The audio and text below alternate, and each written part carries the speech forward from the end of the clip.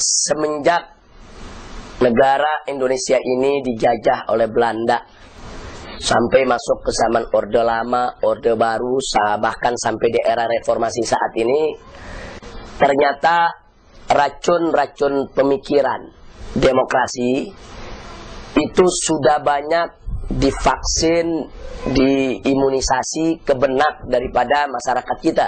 Tidak terkecuali sampai di tingkat ulama pun banyak yang terkena virus-virus demokrasi tersebut.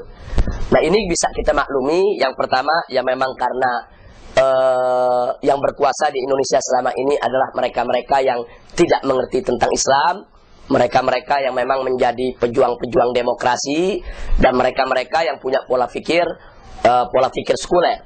Nah, dalam kurun waktu yang begitu lama, 350 tahun dijajah, kemudian 23 tahun di Orde Lama, ditambah lagi 32 tahun di Orde Baru, kemudian belum lagi sebelumnya ada penjajahan Jepang, ditambah dengan era reformasi, sistem Islam tidak pernah mendapatkan kesempatan untuk membuktikan diri sebagai sistem yang baik di negara Republik Indonesia ini.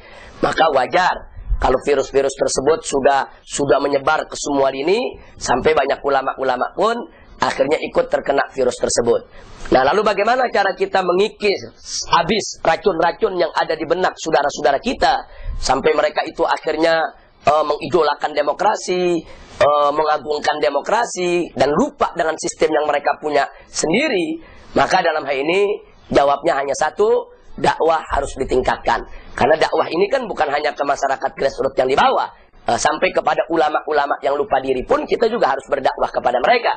Nah, dakwah ini tentunya banyak punya bentuk. Ada dakwah dengan tulisan, dakwah dengan lisan, dakwah dengan lewat diskusi, dialog, seminar, lewat penulisan buku, dan seterusnya dan seterusnya. Insya Allah dengan kita genjot terus itu daripada dakwah yang ada, kita ajak diskusi kiai-kiai kita, ulama-ulama kita sosialisasikan sampai akar rumput yang paling bawah sekalipun, insya Allah suatu saat umat Islam akan mengerti apa itu Islam dan apa itu demokrasi. Jadi kalau Anda sudah dengar bagaimana pemaparan Islam dan demokrasi pada hari ini, ya tolong ajak lagi kawan yang lain untuk dengar juga. Ajak lagi kawan berikutnya untuk dengar juga.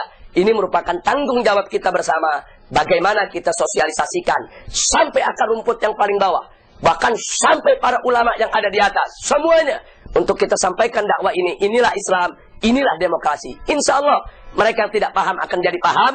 Mereka yang selama ini masih bingung, insya Allah akan menjadi obat bagi kebingungan mereka. Dan mereka yang lupa diri, insya Allah bisa tersadarkan lewat dialog, diskusi semacam ini. Amin ya rabbal alamin.